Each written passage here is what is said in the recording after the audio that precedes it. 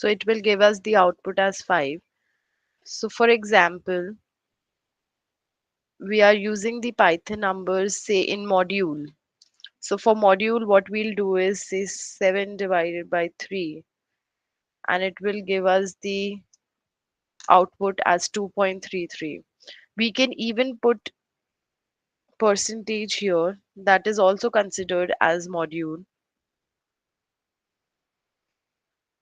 and we'll have the answer for that as well.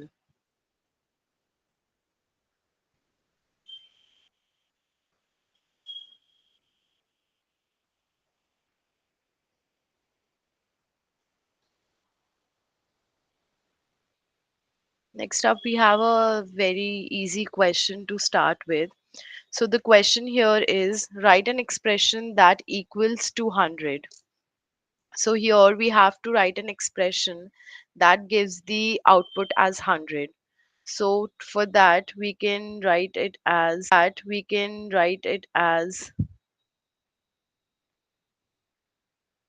50 plus 50. That will give us the output as 100. So this is the basic Python number programming that we do. Moving forward, we have variable assignments. So the rule for the variable assignment is it is considered the best practice if we use the variable assignments in the lower case, as all of us know that Python uses dynamic typing. That actually means that we can reassign variables to different data types. This makes the language very flexible and statically typed.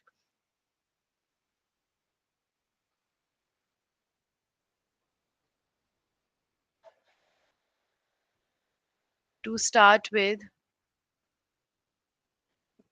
we will have a equals to 5, and if we want to get the value for a,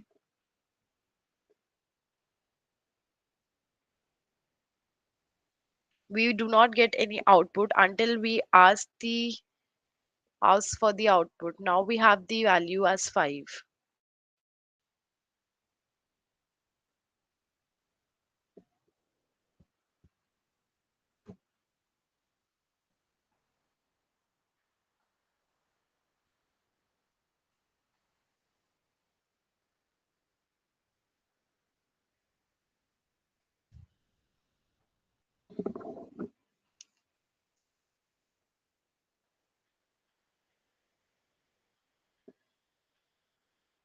Now if I assign a equals to 10,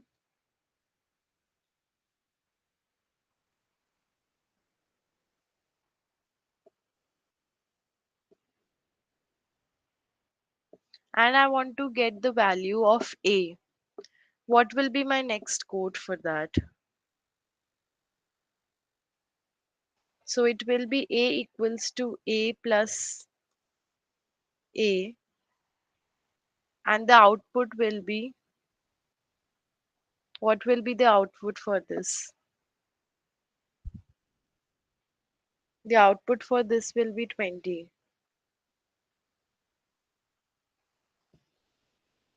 So here, if you see, we have assigned a value that is 10.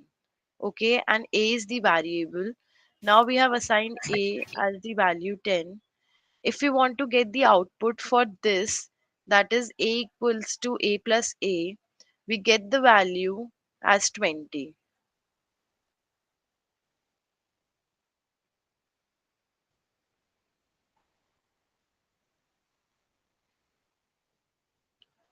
Moving forward, to know the type of type for this,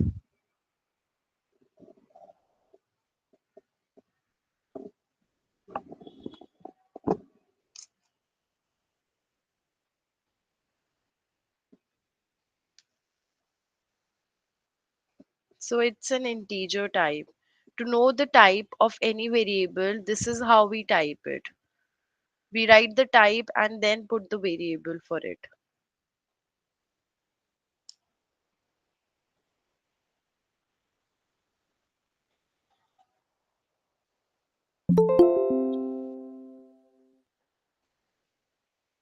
For example, I say my income is 100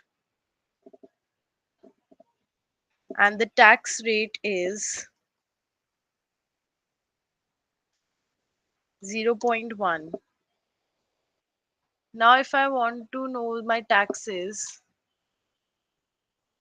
this is how I will write the code.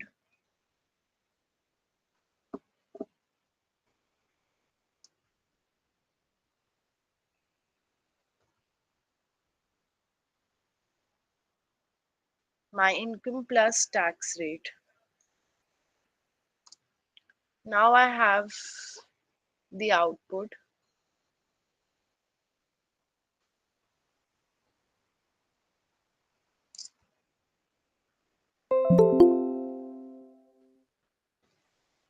My taxes. Now I have the output here. So this is how we write the code in order to get any, when we declare any variable. This is how we declare the variable and write the code for it. Moving forward, we have strings. So basically, strings are the sequence of characters using syntax for quotes or double quotes. For example, hello. So we use quotes in that case.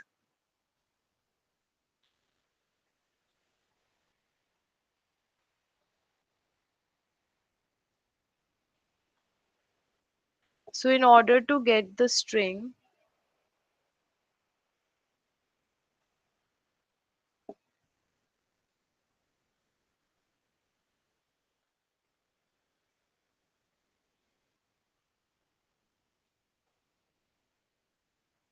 we need to get the print check. So the question here is,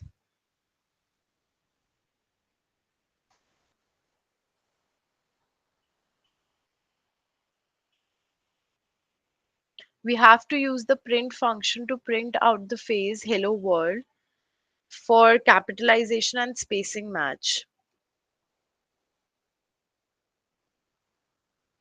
So we'll simply lie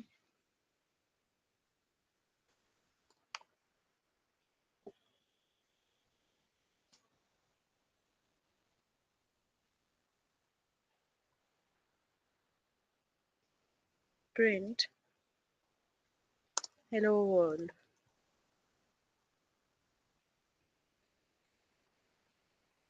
This is the basic for the print function.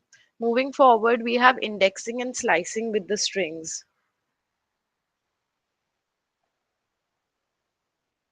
So to start with the indexing, the output that I'm going to give is my string, say 9. Now, what will be the output for this? It will throw an error. Okay. So for here, now the error here is name my string is not defined. So we have not defined the string yet.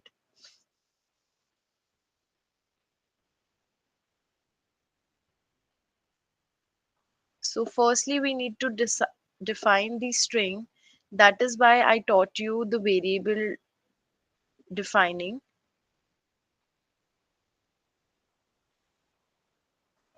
So we'll start with defining the variable first.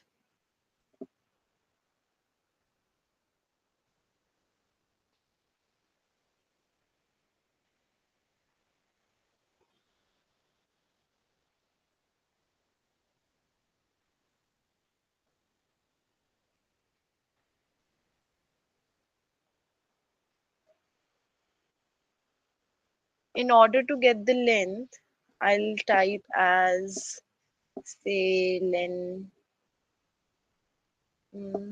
Hello. Now I'll get the length for this particular word, that is 5. Now, if I say I want to know the length as I am and I put the space in between, What should be the length for this? The length for this should be 3, right? Or it should be 4. So the length for this should be 4 because we are even counting the space here. Now next up, if we define the string, say hello world.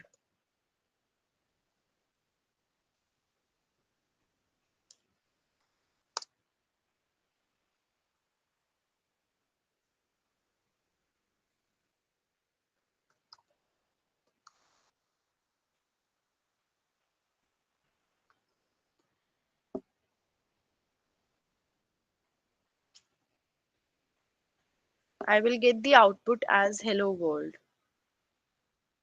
So now if I want to know the indexing for this, I would simply type my string. Say I want to know the indexing for h. So I will get the output as h. I want to know the indexing for 0. So at 0 we have h. So we start the indexing with 0, 1, 2, 3, 4. That's how we go.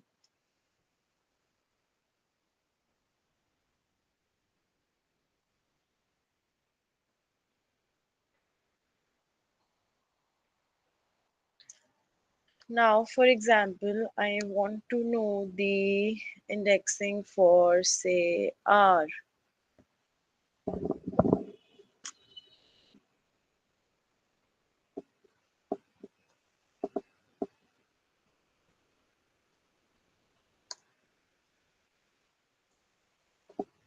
So I will get the output as R because here I've put the index value. Now, if I want to know the index value in reverse, so that is called reverse indexing. It starts with a negative number. So if I want to understand the reverse indexing, what I'll do is I'll simply put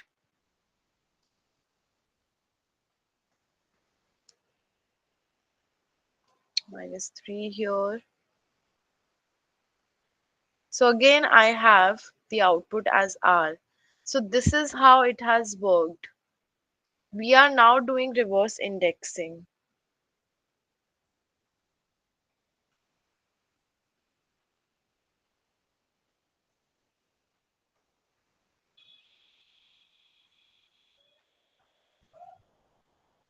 Next up, if I define the string, say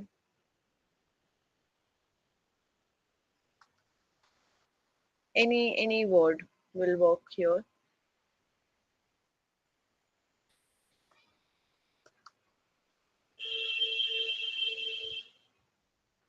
I will have the string.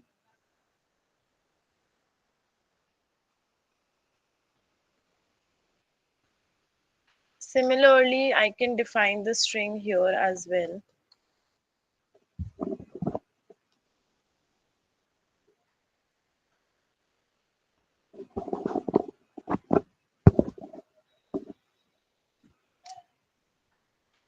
So if I want to know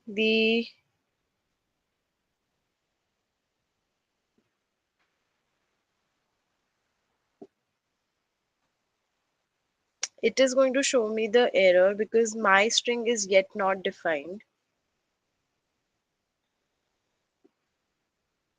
So we'll start again with this while by defining the string.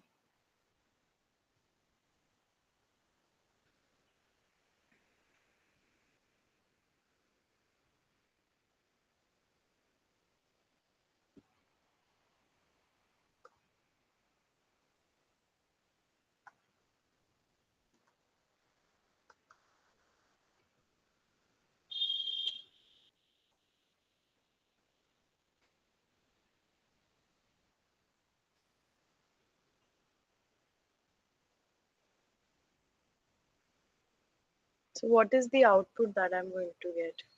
This is the output that I'm going to get for the particular string ABC. Okay. So if we want to have three letters all together, this is how we write the code for it. And this is how we decide the string.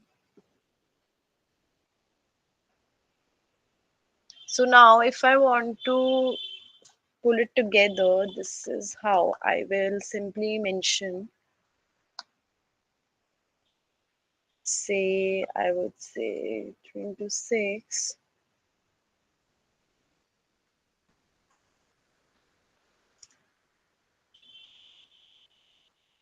This is the string that I'll get.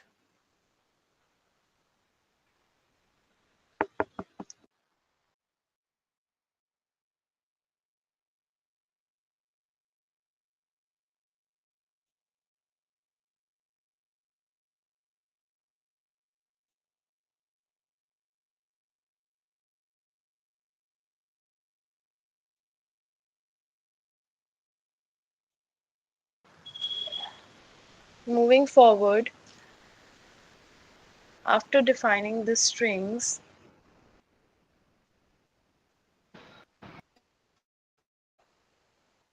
we define it indexing by. So these are basically the ways you can define any indexing. See, again, I have the output for this.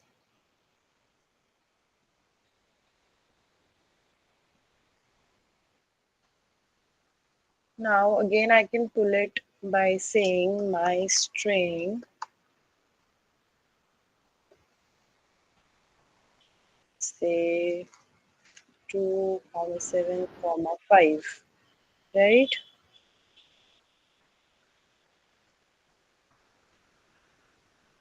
Am I going to get any output for this? Yes, I will get an output for this as well.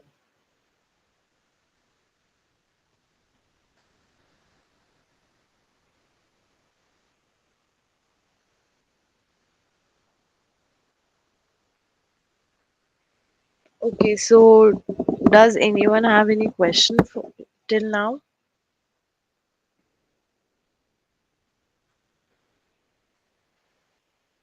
Okay, so I have a question for you all.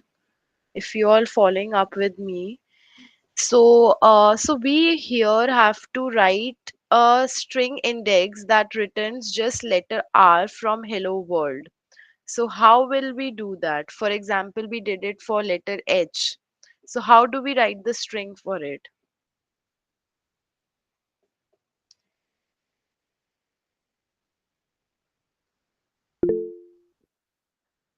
So this is how we're gonna write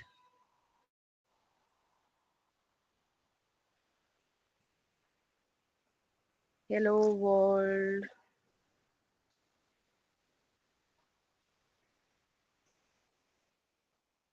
Is this the right way?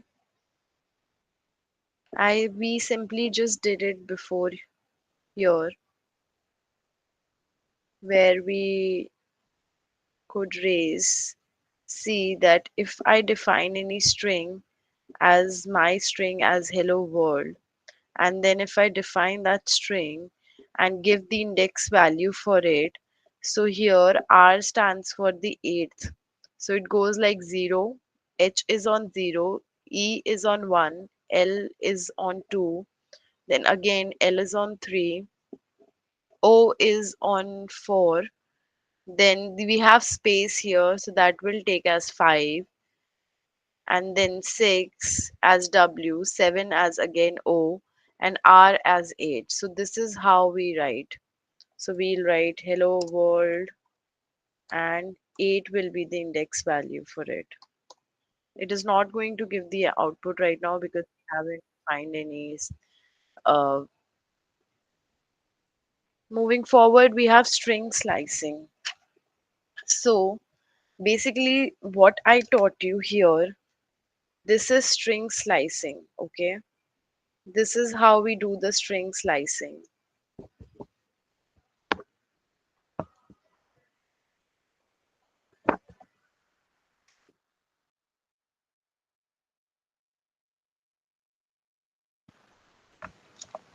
So in order to do the string slicing, we have one question to check your understanding on it.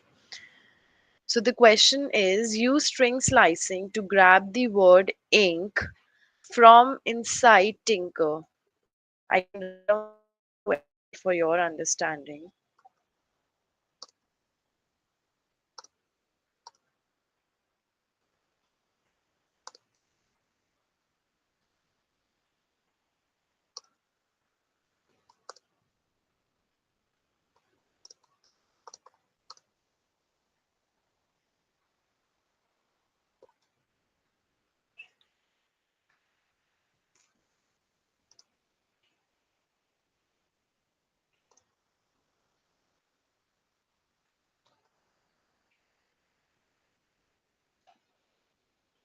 This is the question.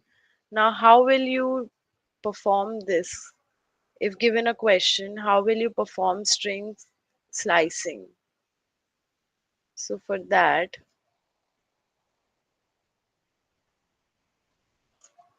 we'll just simply write Tinker, and to get ink from it, we will use string slicing like 1, 4.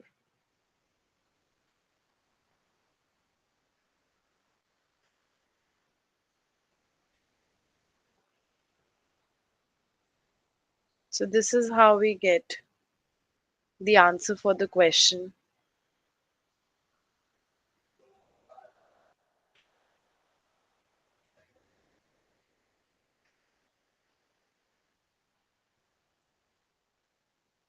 Next up, we have string properties and methods. Okay, so to start with it, we'll put,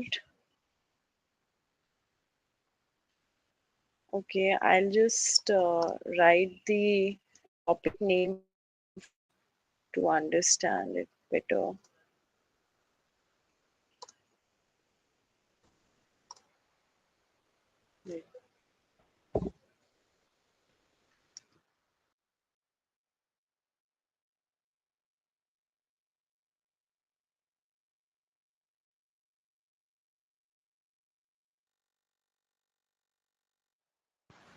Moving forward with this, so I'm going to teach you immutability. Okay, so here if I say name equals to Sam, okay, and next I do is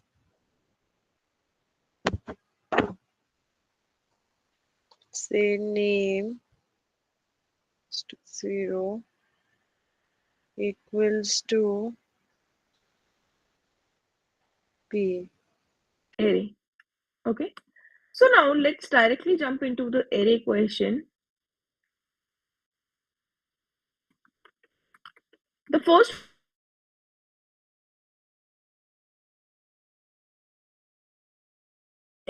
find this. Line. Now every time we use a hash, it turns the code into a comment. Okay, it particularly changes that line to a comment. So now we'll start again. We'll give name, say Sam. Okay,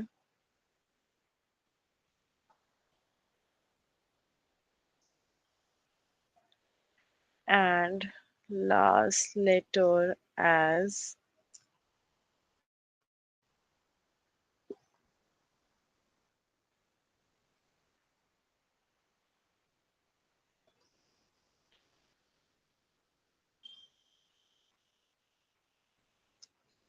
we will now have the output as, okay, we do not come up with the output.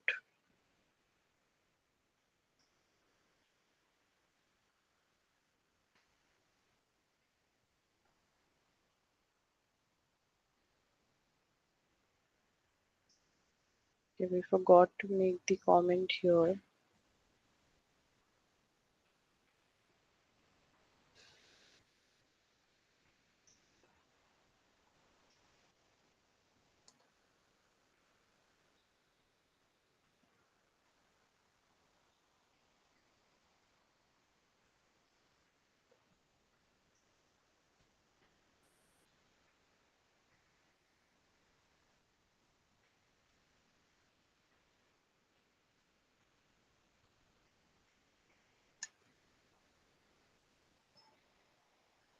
Now we will have the output for this as m.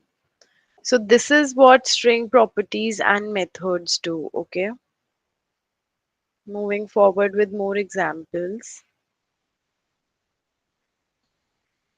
Given that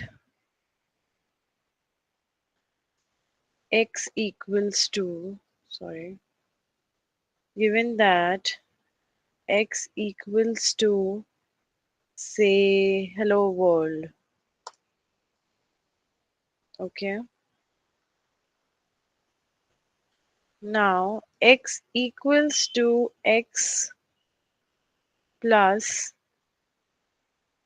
it is beautiful outside. Now what should be the output for this?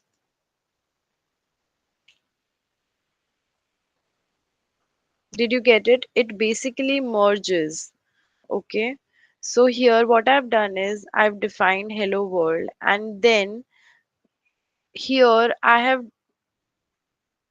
asked the system to add x, that is my hello world, to this particular statement. And in return I get the output as hello world, it is beautiful outside.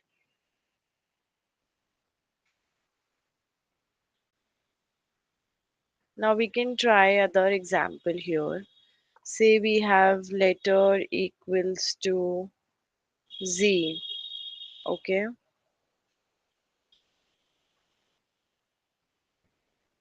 Now here letter, say 10. If I multiply, the sign is for multiplication. If I multiply this letter that I've defined as z, what will be the output for this? Let's see. Okay, so now here z has been multiplied 10 times.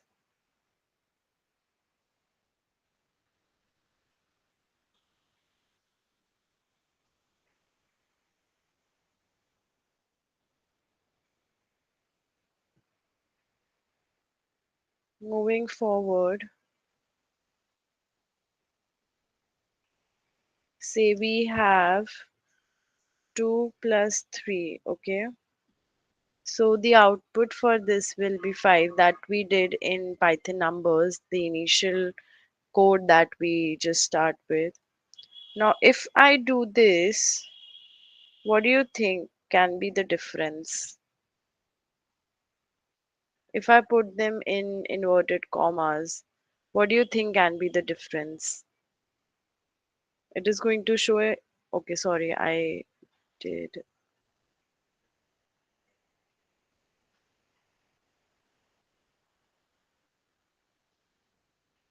So we'll get the output as 23, okay? So this is a kind of a property of string that we are talking about here. I hope it's clear. So now, just to understand it better, we can use say x equals to, again, hello world.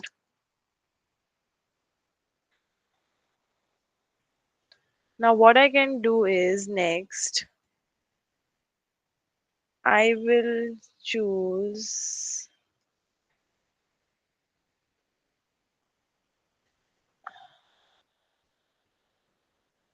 let's see. So what here has happened is I have written hello world in normal small alphabets, and because I've used this function, this method, x dot upper, it has changed my output to capital letters. Okay, we have more functions to discuss. Similarly, if I say x, mm, okay, again we'll just see the difference. It's again hello world. Now if I say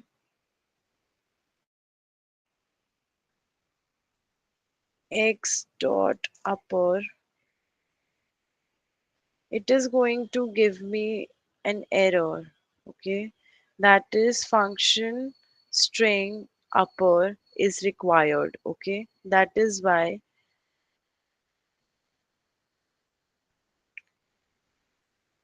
So to understand it clearly,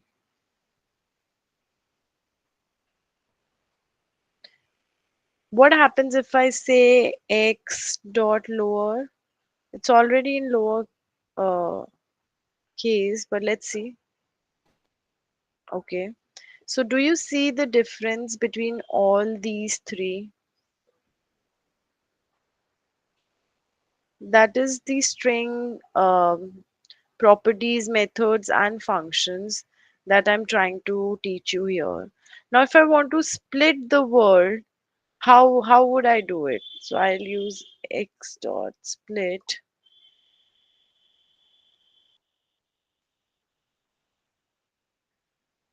So we have splitted hello and world all together. The split function is used to split the, it could have been anything. So now we'll take one more example. Say I say x equals to, hi, it is a string. Okay. Now if I want to split it, how will I split? Okay.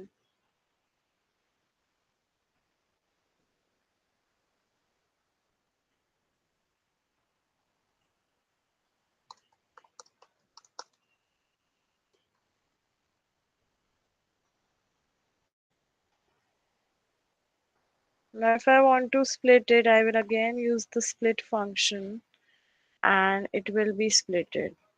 See, now I think it's better for you to understand that what does a split function do. Now I can even particularly split a particular letter in this. So how will I do that? I will simply write split.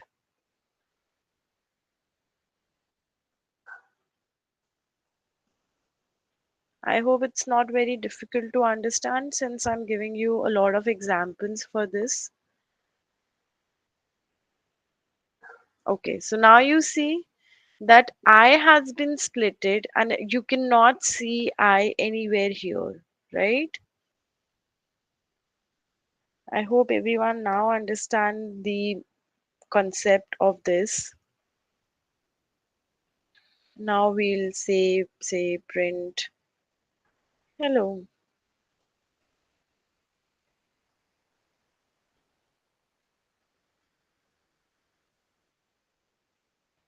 So we'll have hello here.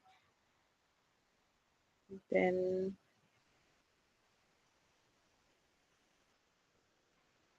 okay, so I just have you can paste your answer in the chat box if it's there. So I have a question for you all.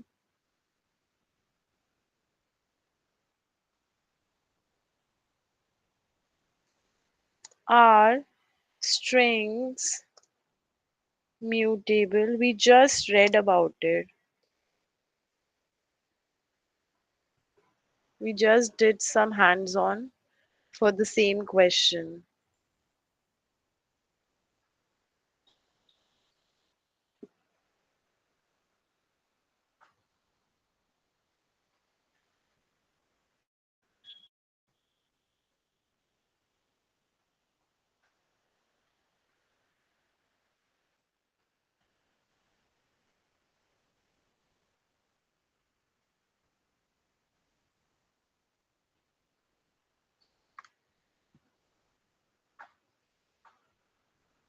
I hope everybody has commented their answers. Okay, so moving forward, we have print function. Okay, so basically, string printing is something. So I will tell you what exactly print formatting with string does. Let me type the uh, topic name for you all so that you don't forget what we are dealing with right now. So, what exactly print formatting with string means? So, often you will want to inject a variable into your string for printing. For example, my name is Disha, and I want to say, hello, my name is Disha. So, what exactly the print formatting does is it gives you the option to add hello before your name. So, there are multiple ways to format strings for printing a variable in them. This is known as string interpolation. So, we'll do some hands on this. Okay.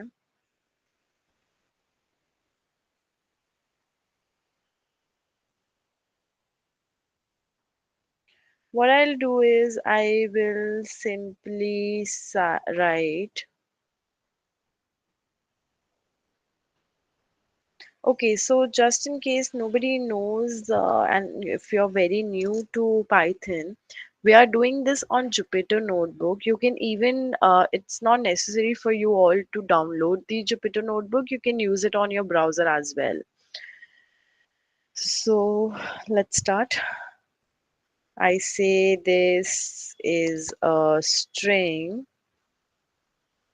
and I put the dot format function here. Now you will see what exactly dot format do, and it's very interesting.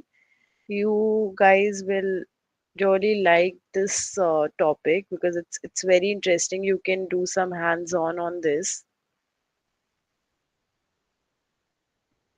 So I will write whatever I want. I can put in between. So we write here inserted to insert the particular thing that we want here. Okay,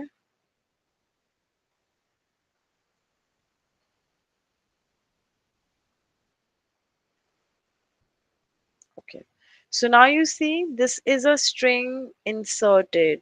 So now do you understand what a dot format? Please correct the syntax. Dot format but function does. We can even write something like it's a good thing to play around. So we can even write print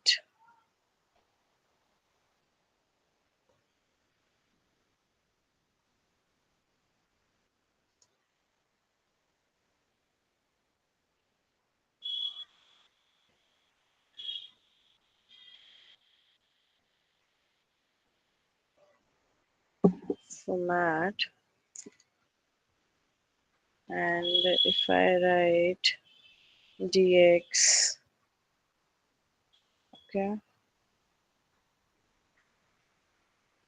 I'm going a little slow for you all to catch up, just in case anybody is new.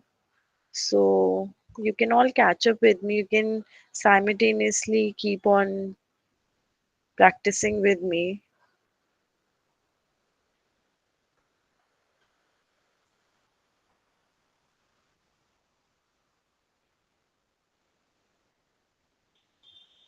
Okay.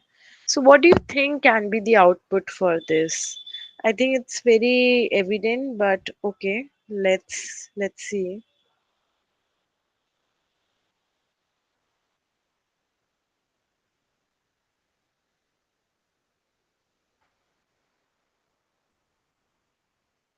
Let's see what output we are going to get.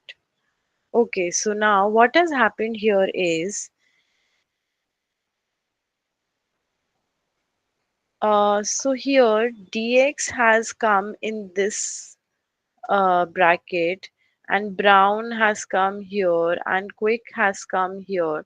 So what it has done, the dot format has simply inserted my print statement with the other words or statement that I have provided.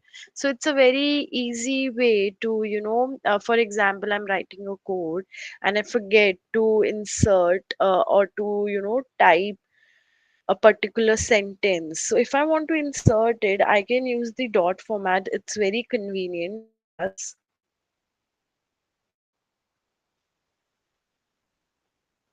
Okay, so now if I just simply do this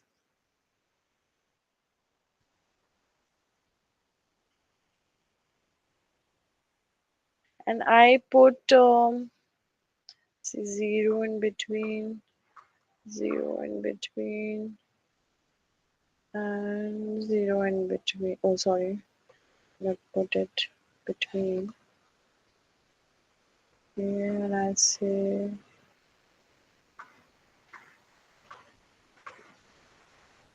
what do you think can be the output for this? Okay, so now why three times fox has come? So we learned indexing, right? So it is very similar to that. So on the first number, we have fox here. And here in the brackets, all the three given brackets, we have inserted 0, which is actually the index value for it. So here I'll have fox three times repetitively.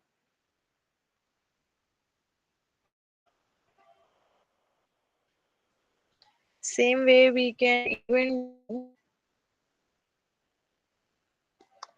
print the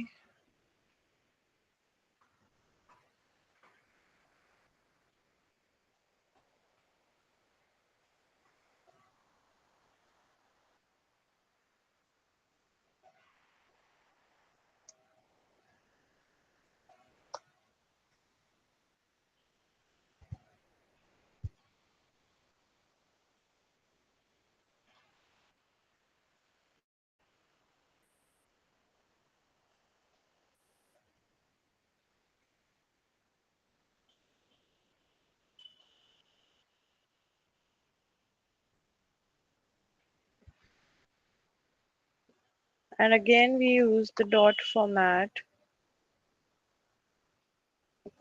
So now this is something new that from what we studied.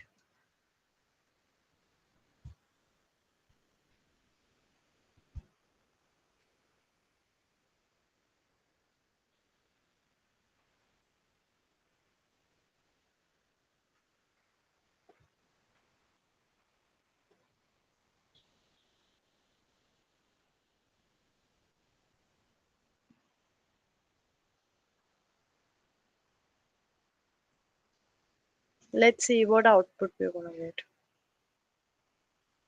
So I think this is very clear. How have we got this output?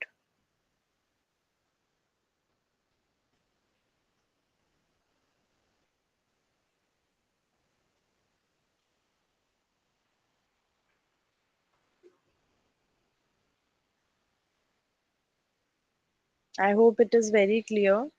Next up we have the topic as float formatting, okay? Which is actually, if you want to note down, you can note down the syntax for it.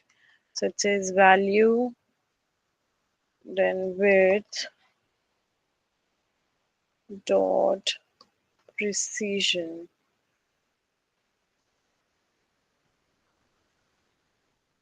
Okay, so this is going to be very useful for you all. Let's start. Ma'am, sorry to interrupt. There are some queries written in chat box also. So could you please look at to them also? Yeah, sure.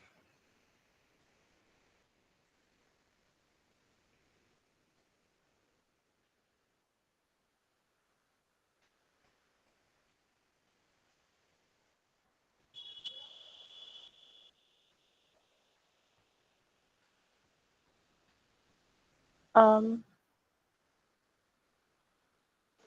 Chat box of Google Meet itself. yeah, sure. Okay.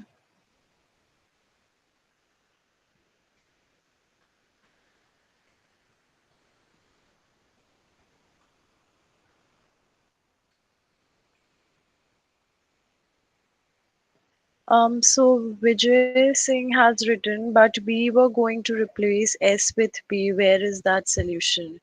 With solution, okay. So, yeah, that is not the code that we were doing, Vijay. So I just simply told you that if we want, that is like I wanted to show you that with hash we can create a comment. So basically, it was just a way of we were not replacing anything. We were just creating a comment. So it was just an example for you all to understand. Deepak, I don't understand your question. X dot split. We did talk about it. Can you please highlight your question a little for me to understand? Then Tanvi has said no, strings are not mutable. That's correct. They are immutable. Okay.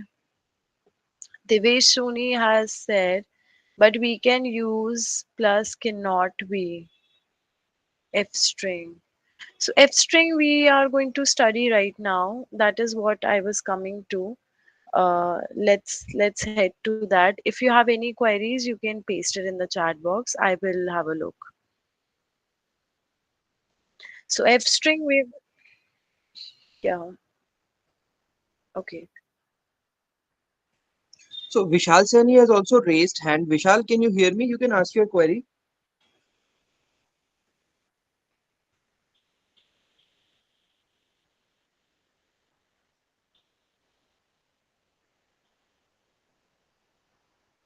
Okay, Vishal, you can write your query in text box.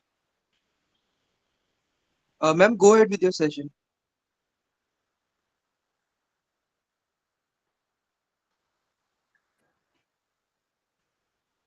Uh,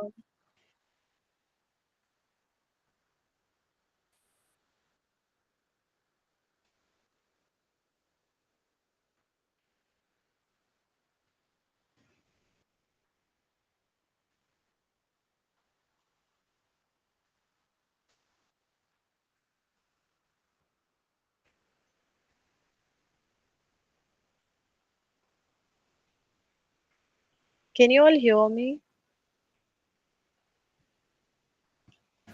Yes, yes. Okay. So yeah, moving forward, we were talking about print F, right? So let's start with it.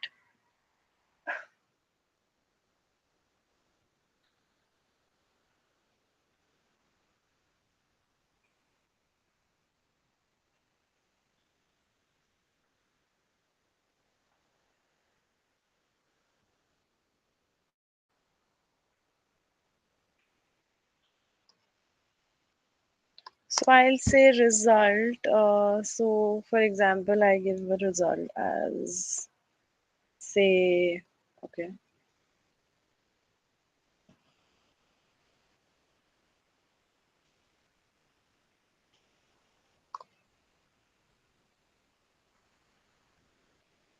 okay, it has given me the error. So what is the reason for it? Let's see.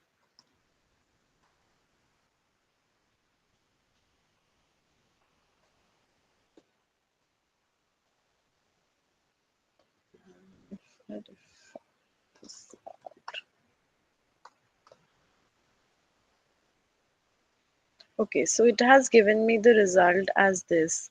Now I will tell you what exactly we were talking about here is if I put the print statement here,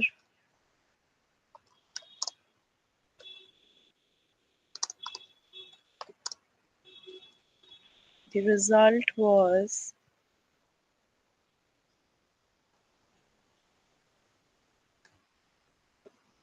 again we are here using the R dot formatting.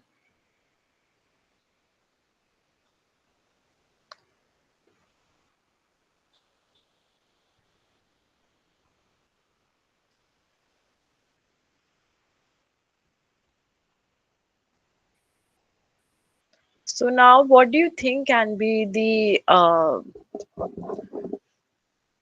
the output for this? So you'll be shocked to see. Okay, so it was,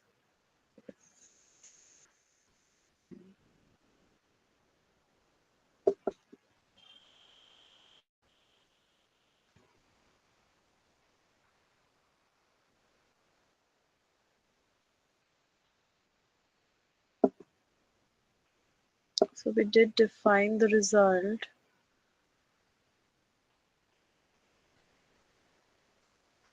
Okay, let's try the other way. Let's see. We'll again mention it.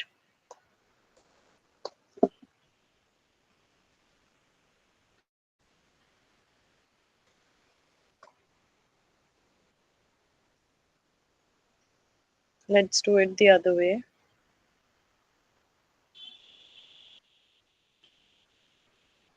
So if I say print the result was,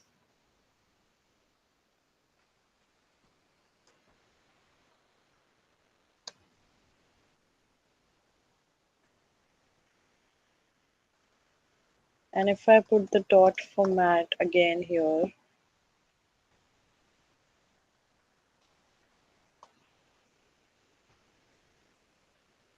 let's see.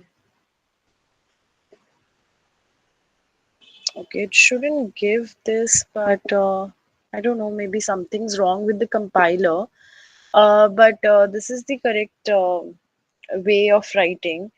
So what exactly we are going to get, I can share the output with you. The output will be the result for the particular statement I'm saying. The result was whatever the result we got here will be here, okay? It will replace the value. It will kind of fill the value that is missing. So that's how we do float formatting. Let's try another way. Mm. There are few ways we can do, like we can play around.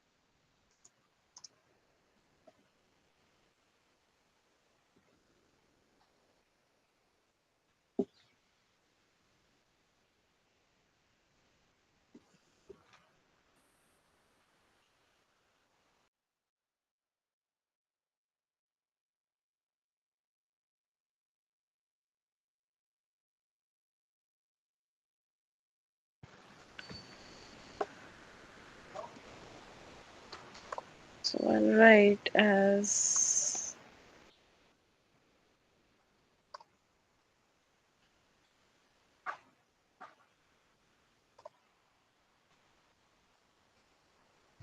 let's see if we get the output for this. Okay, so we've got the output for this.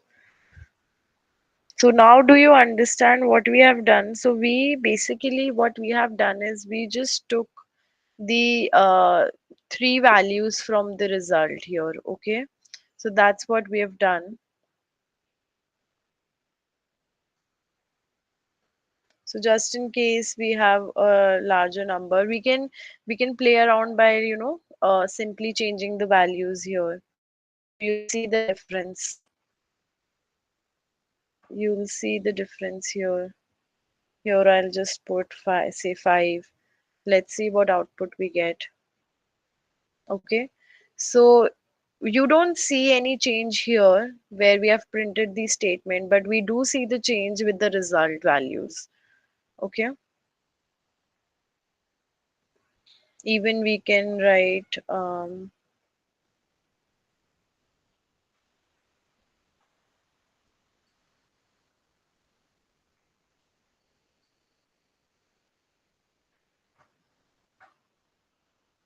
so I think this is enough for you to understand what exactly we are doing here.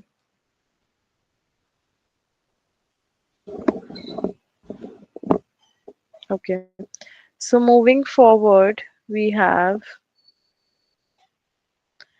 it is not just with the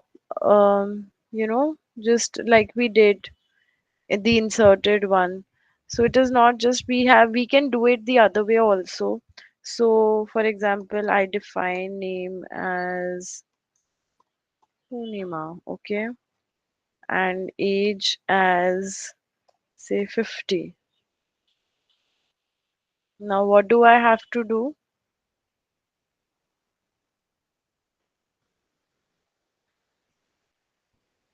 Okay, we'll type it again. Name as Poornima and age as say 50. Okay. So now what we are going to do, we just simply have to use the dot format f, okay, this f function that we're talking about.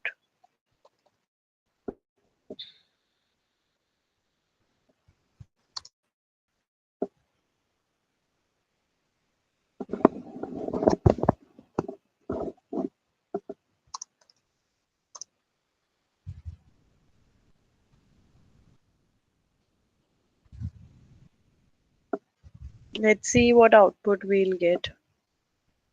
So here what has happened, here in the place of name it has taken the name as Poornima, which I mentioned above, and at the place of age it has automatically took the age as 50, which I again mentioned above. Okay.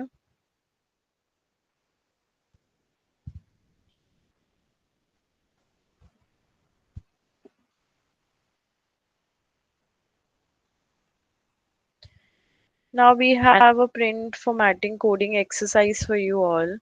So the question here is write an expression. You can paste your answers in the comment box, in the chat box. So the question is write an expression using any of the string formatting method we have learned to return the phrase Python rules. If you want, I can write the question for you all here. It's a coding exercise for you all. Write an expression to just please do attend this question because it is for your understanding, for you to know how much have you learned till now.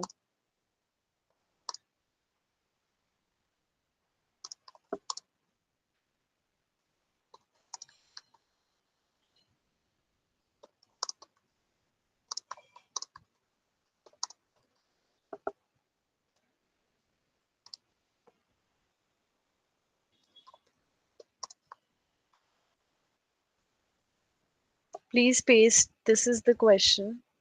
Please paste your answers in the chat box.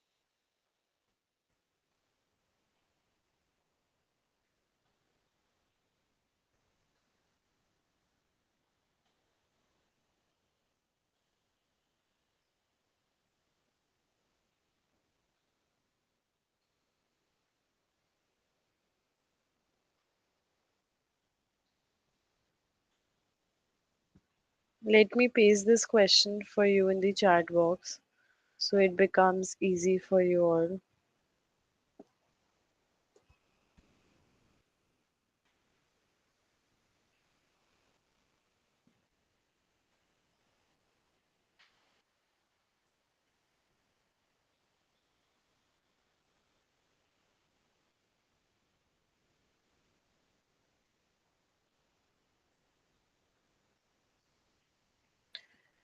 So once you all answer this, we can move forward to list in Python. Okay, that will be our topic.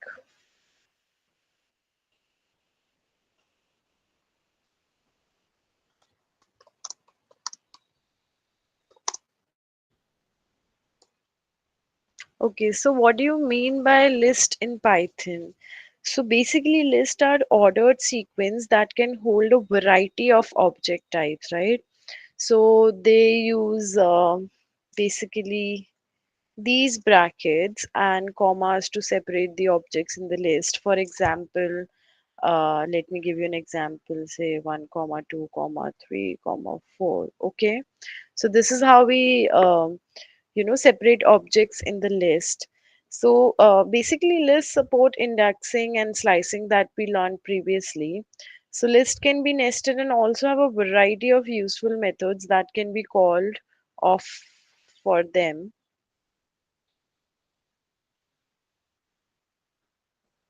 To start with, let's start with this. So I'll first define a list. Okay. Let's make it easier for you all. To I'll define a list, say 1, 2, 3. Okay.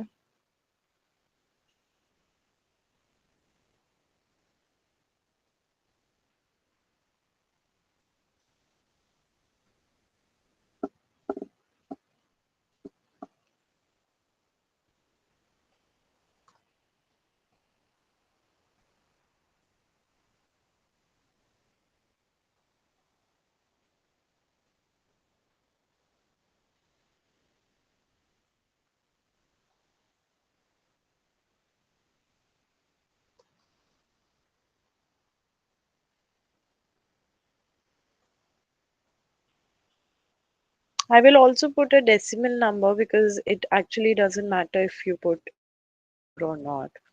So yeah, you can try it anyway. Now I want to know the length. So we previously learned, right? How do we know the length? By using len, right? So I want to know the length of my string. So I'm gonna do this. Let's see what it shows. So it has given me the length as 3 for my list. We exactly have 3, right? Now, if I say my list equals to 1, comma 2, comma 3, okay. So what output I'm going to get? Sorry, I didn't.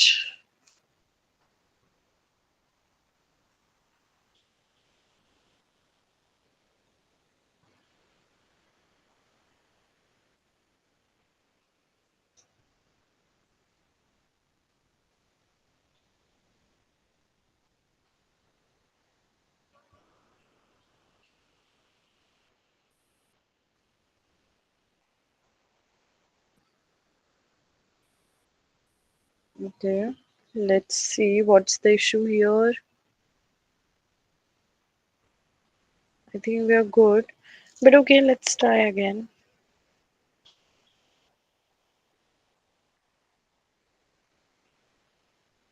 Let's try with another example so that you understand it better. So what we are going to do now to understand it better, let's just create a list, okay? And then we'll add those lists for your understanding. So we'll create a list again.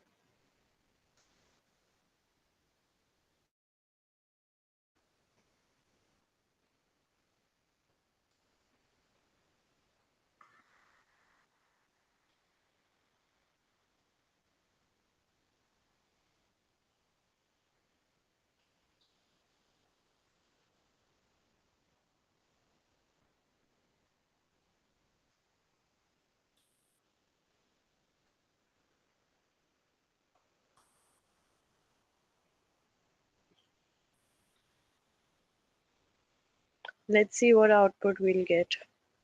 Okay, so is this the right output? Yes, this is. Now what we'll do is we'll make 2 or more lists. Firstly, I'll just tell you that why I said that indexing and slicing is required. Okay, so this way, what we have done here, we have done some slicing here. Now again, we'll just define the list. Let's see.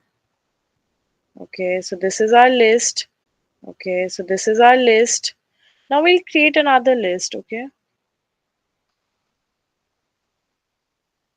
which is let's give it a name, 4, 5. Okay, let's see. Let's see. So now what I'll do is I'll add these two lists, okay, in order to have the previous a new list. Okay, so what I'll do is this is my list. Now I'll do is my list and I'll just simply add it with another list. Let's see what output we're gonna get. Okay, so superb. We've merged those lists. We've merged the two lists here. Now what I'll do is now next I'll simply name it as another,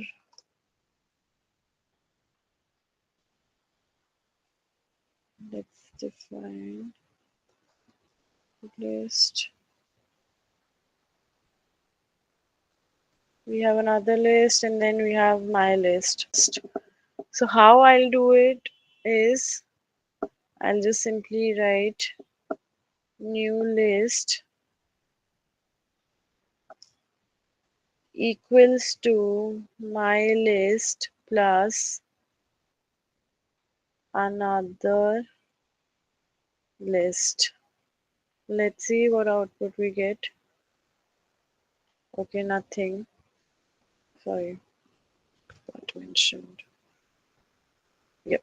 So this is what we get. Okay, so we have done nothing. We just have given a new list, kind of defined it. Okay. Now we're going to use some of the functions which you might feel that's new to you. So we're going to use the append function. Now you'll see what an append function do, okay? So you'll see now append function. Let's see what it does.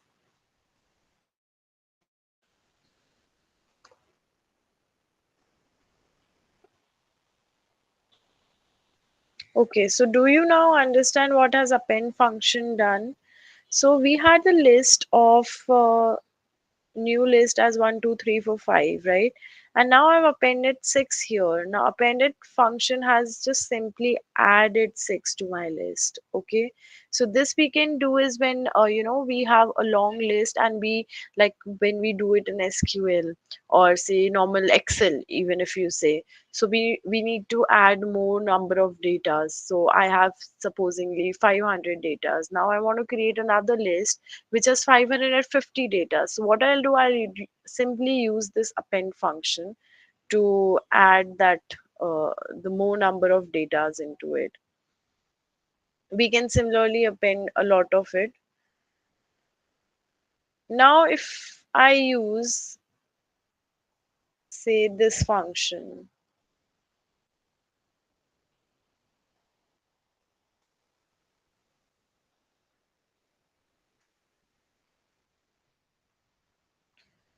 I say I want to pop 6. So what will it do? Okay, I think we forgot to mention the list. Let's mention it. Alright.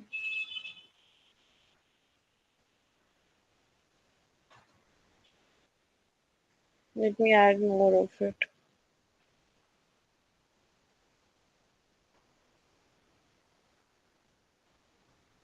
Let me add one more. Okay. For your better understanding, I'm doing it.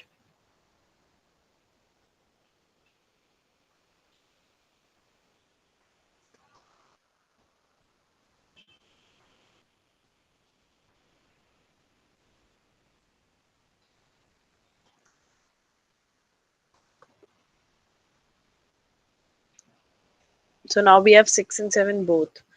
Now I want to pop it, okay? So how will I pop it?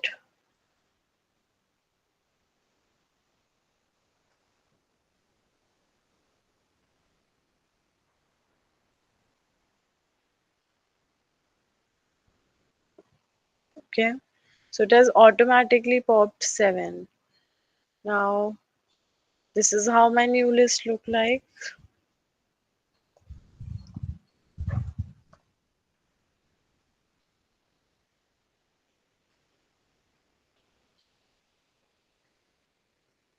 Okay, now what I'll do is I'll just simply write popped item equals to new list dot pop. Let's see what happens.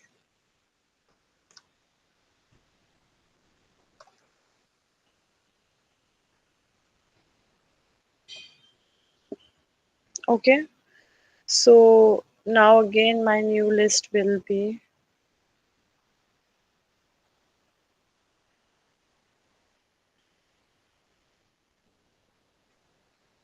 now what if I mention new list and I give the, see what happened now. Okay, so it has popped 1. Now how does my new list look like? So now it looks like 2, 3, 4, 5. Now I do not have 1 in my new list.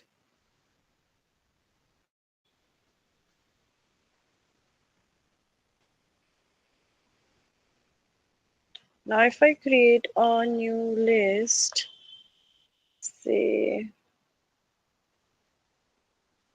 A S D H K. Okay, so this is my new list. Now if I say I'll make one more list that will be of numerical values for 1, 2, 3. Okay. Oh, now what am I trying to do here? Let's see. So I will say new underscore list dot sort. So what it'll do is it will simply sort my list.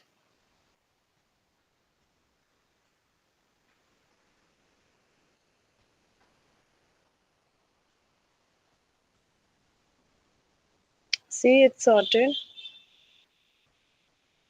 Okay.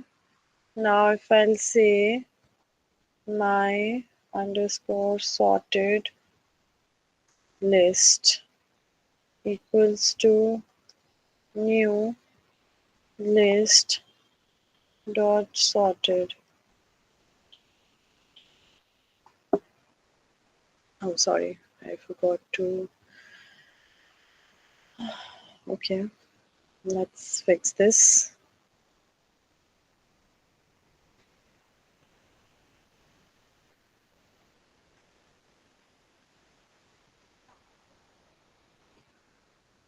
Mhm.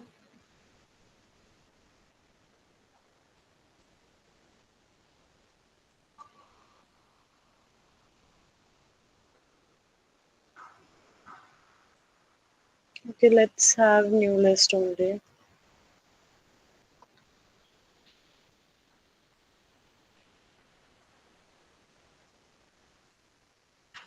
Now I'll do my sorted list equals to new list dot sort. Let's see if it.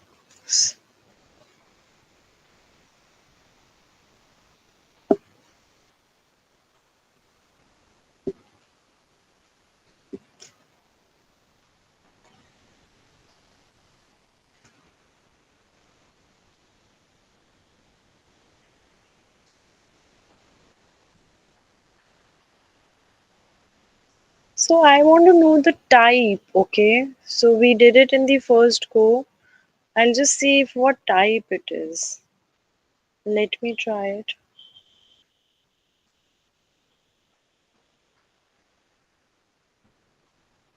Let's see. So it is of no type, okay? None. So my list doesn't have a type. Any questions till now so far? Okay, then let's see. I would say name list dot sort my sorted um, list.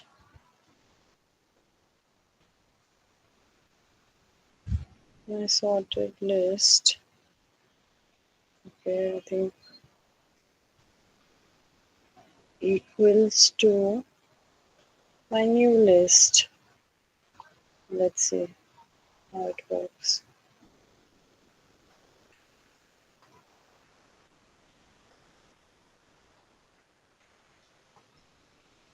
Okay, so we have now if I'll ask for my number list, what will I have?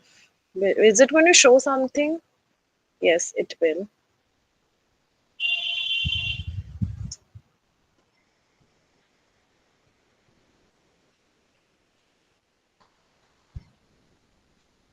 Let's see if it works. And I'll just sort my number list now. Let's see if it gets sorted. Yes, it did get sorted. Yeah. Do you all see that? That it gets sorted. We can even reverse it. Okay. So what do we do in order to reverse it? We'll simply put num list dot reverse function. Okay. It is a very, very useful thing for you all to learn. Oh, sorry, I misspelled it. Okay, no worries. Number list dot reverse. Okay, let's see.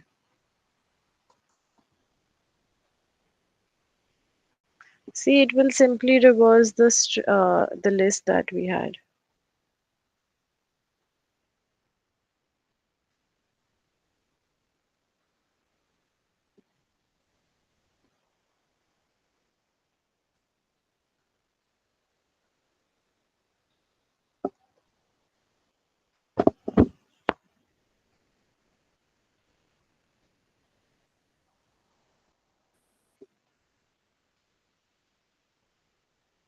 Okay, so that's all about the reverse. Now I have a question for you all. Just try it. Just see if you can do it. I'll paste it in the chat box for you all.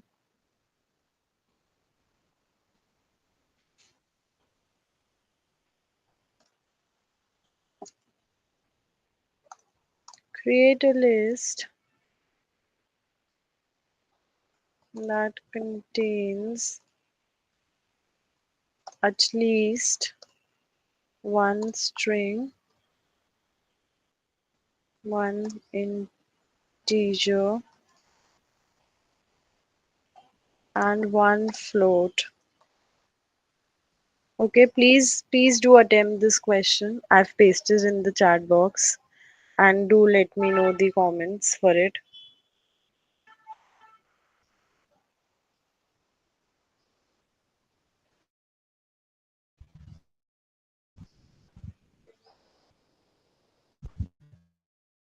It's a very, very easy and basic question.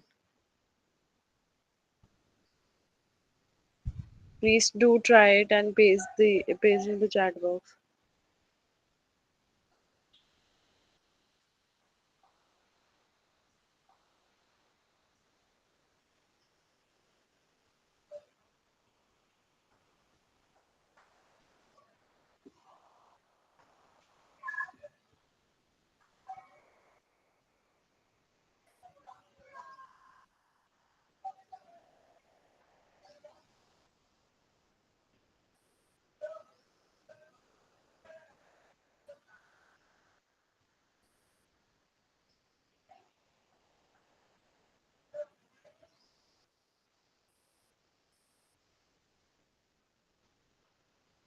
Okay, meanwhile, you all pay to dictionaries. Okay, we have dictionaries in Python.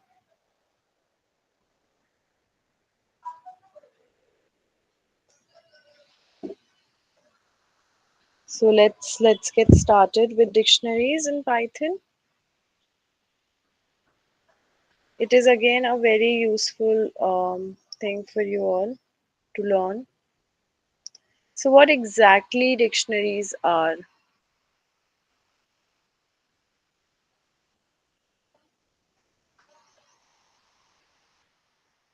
So basically, dictionaries are unordered mapping for storing the objects. So, previously we saw how lists stored objects in an ordered sequence. We just did it, right?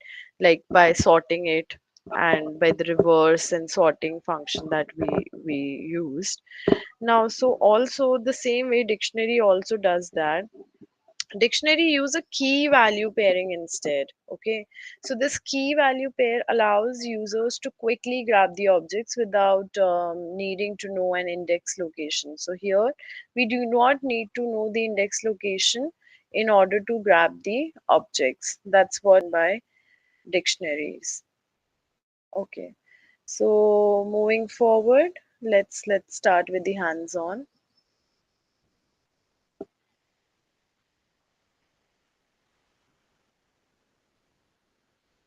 Okay, so I will just say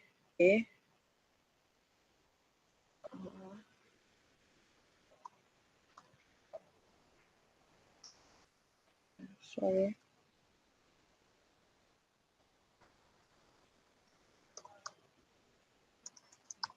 My dictionary, I'll just give the value for it.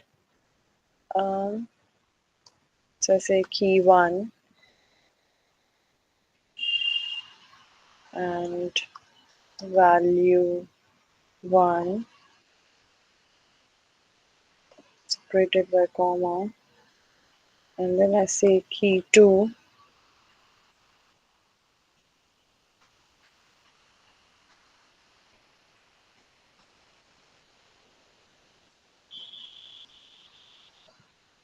and then I say value two. Okay. Now what's gonna happen here? Let's see.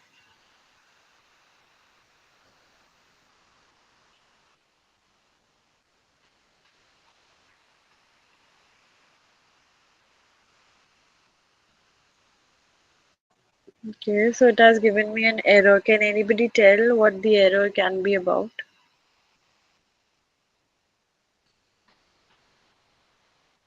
That's fine.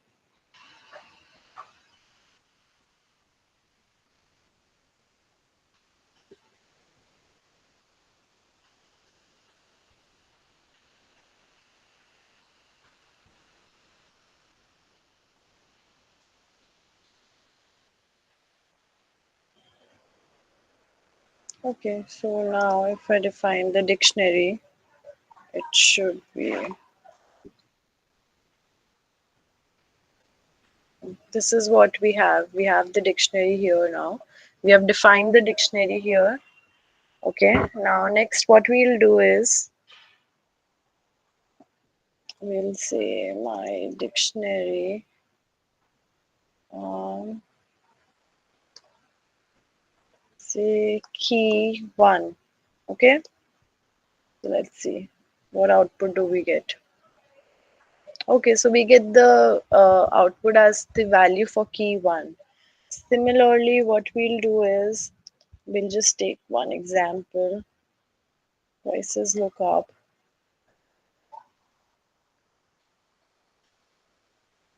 So we have Apple. This is just an example for you all to understand better. Let's just give an 8 decimal number, doesn't matter. Let's see.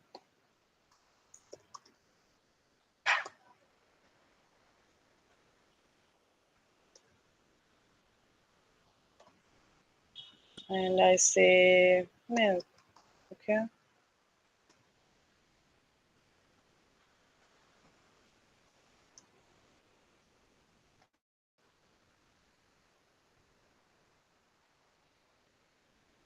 So I now wanted to know the prices for what I have given here.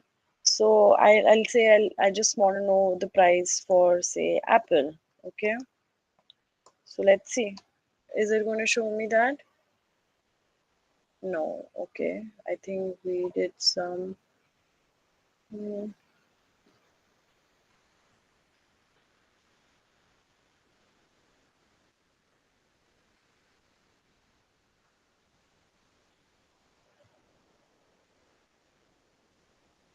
okay. It says prices lookup is not defined. Let's see. Let's take another example. Let's create one more dictionary the same way. Say I would say D equals to K1,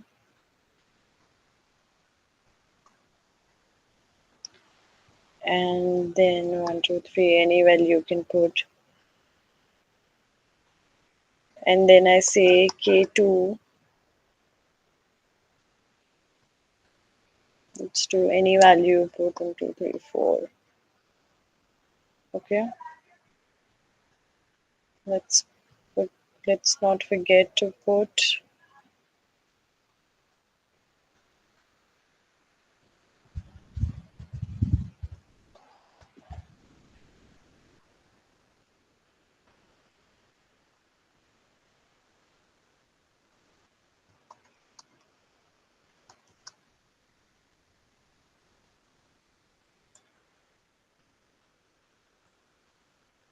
let's see what output do we get now.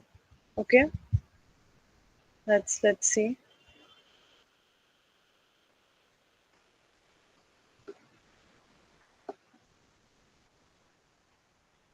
So I'll just simply say I want to know say K2.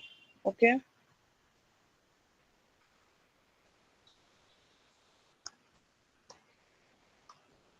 let's see if we get the value for it.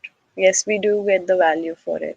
If I say I want to know K3, then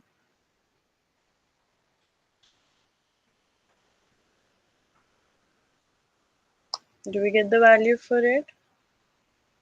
Yes, we do get the value for it. Okay. Now, what if I just type, um,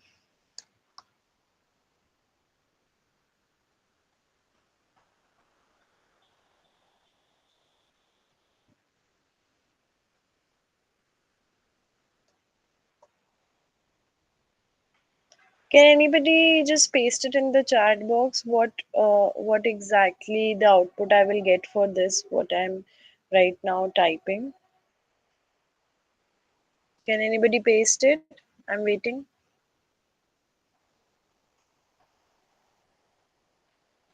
Can anybody please paste?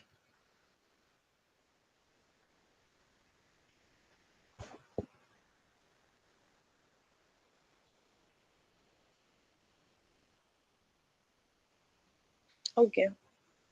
Let's see. So we'll get 100 as the value here. Okay.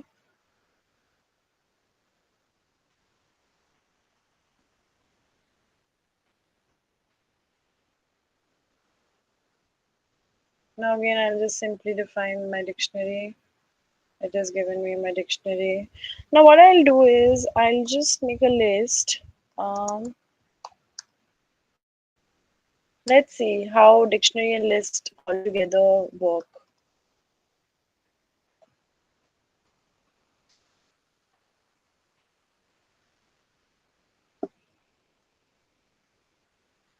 Let's see how it works. Okay, so it has given me this. Did we not define the?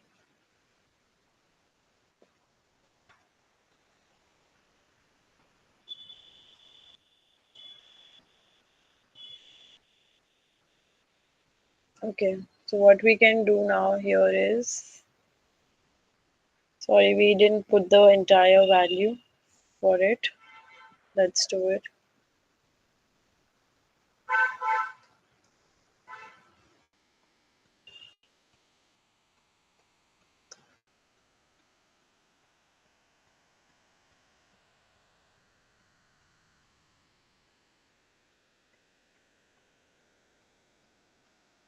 Let's see how it works.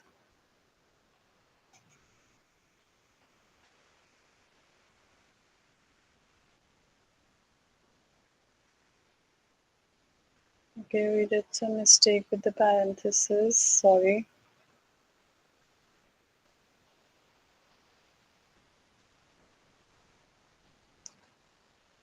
Yeah, I think now we're good. Okay, I don't know why is it showing invalid syntax. It shouldn't show. But okay, let's see. Let's move forward.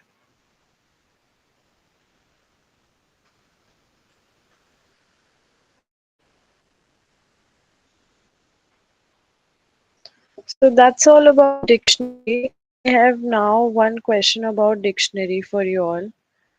Uh, okay, I'm pasting it in the chat box. Please do attempt this also. Create a dictionary where all the keys are strings and all the values are integers.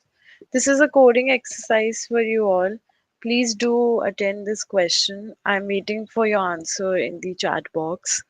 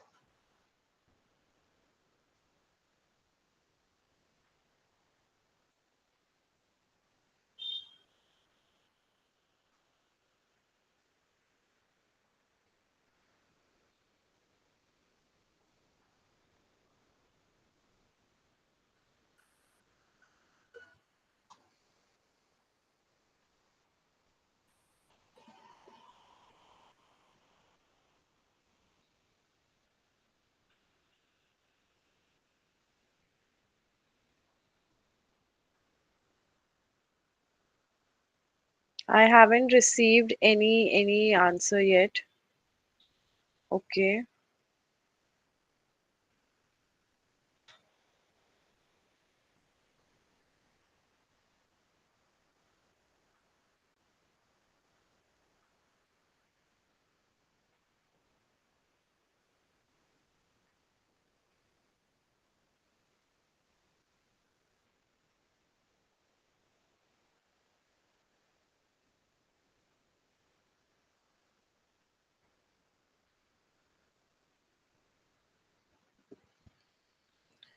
Okay, so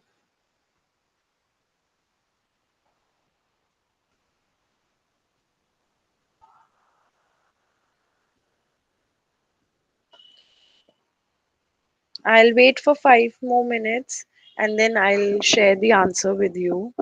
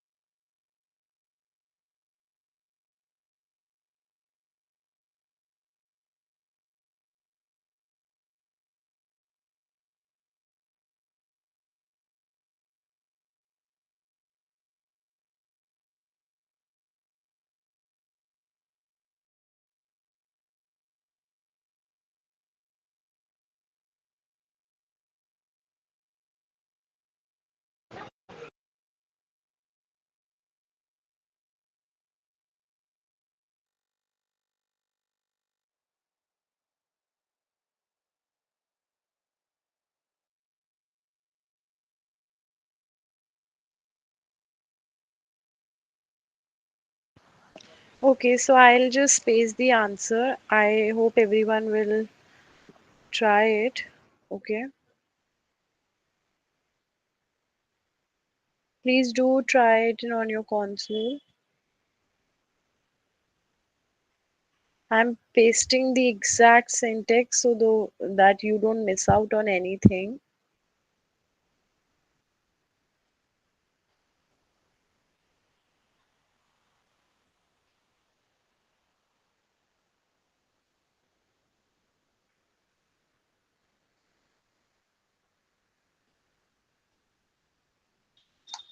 So this will be the answer for your solution.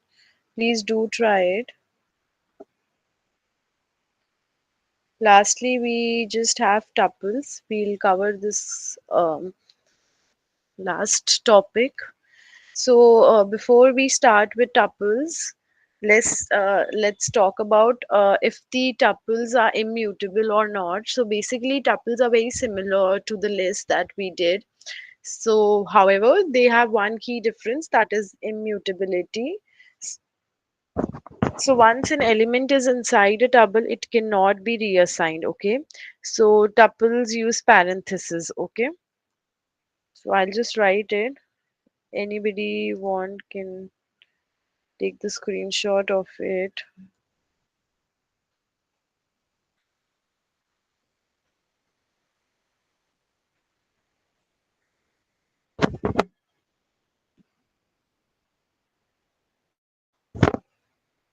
Okay, so moving forward.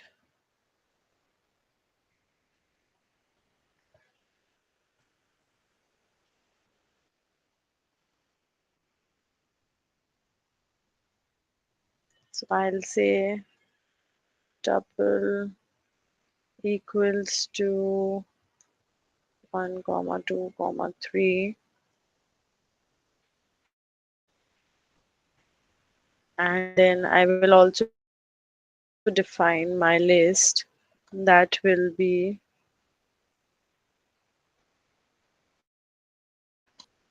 1 comma 2 comma 3.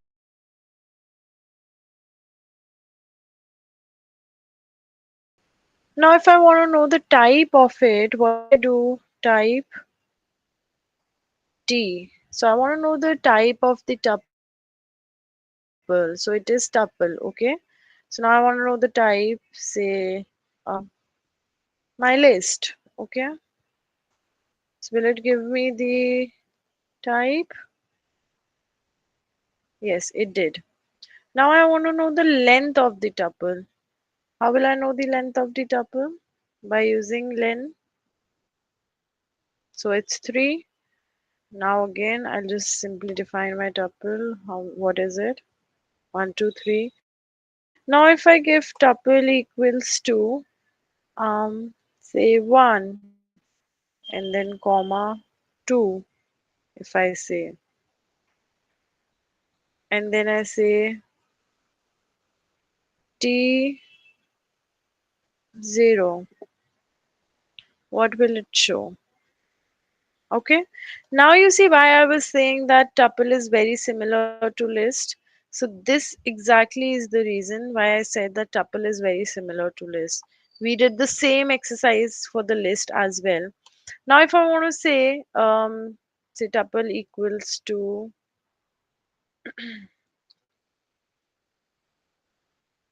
a, I'll create another one, okay?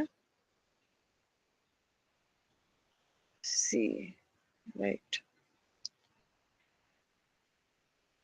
Or say a, C. Now if I want to count, okay? So what function I'm going to use? T dot count, and I'll just simply put a.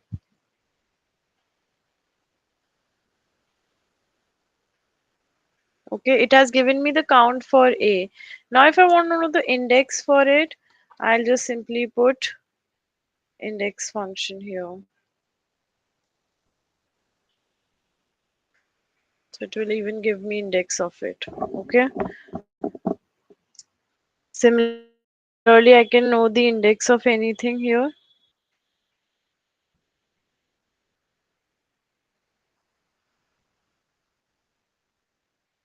Now, if I simply,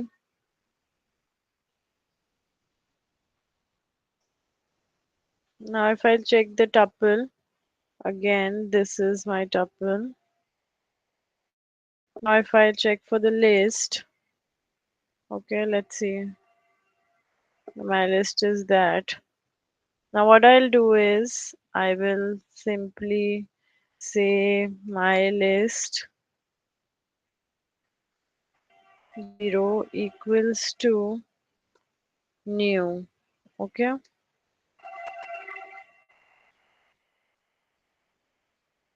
Now my list, if I define.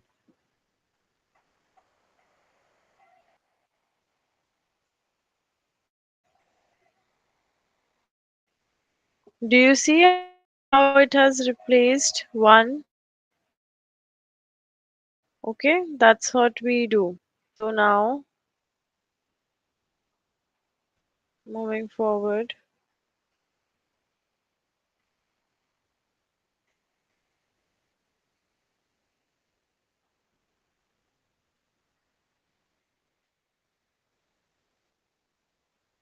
I again have a question for you all. What up? It's a quiz basically, so please post your answer in the chat box.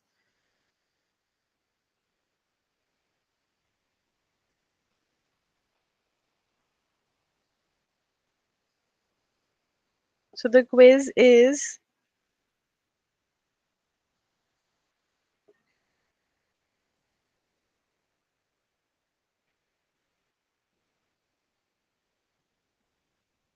you have to answer these questions to me. Tuples have a lot of methods associated with them. You have to answer in yes or no.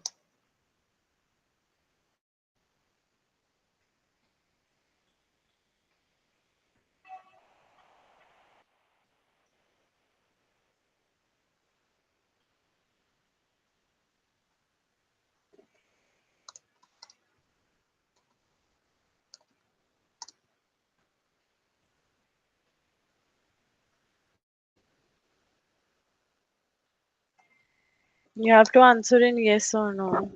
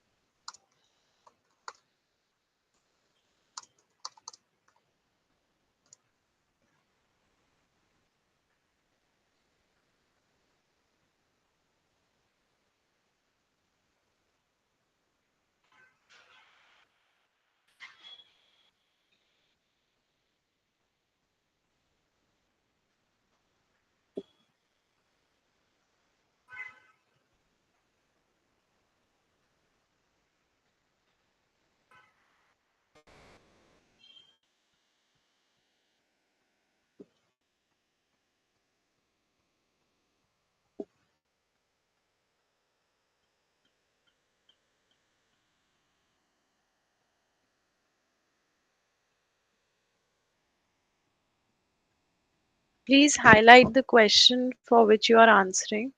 I will not know otherwise.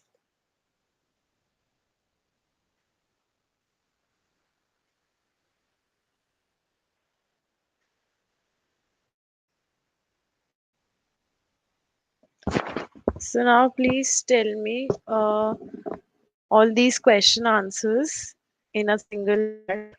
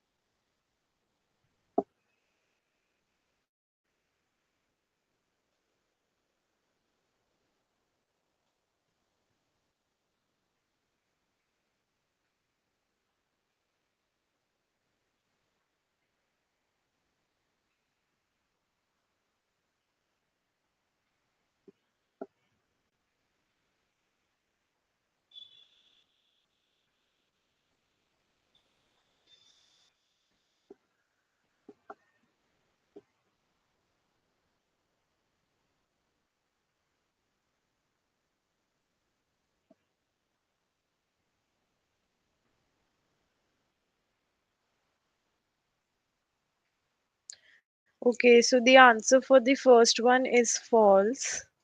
Second one is true. Okay. If you have any doubt, you can post your questions, or else we are good to close the session.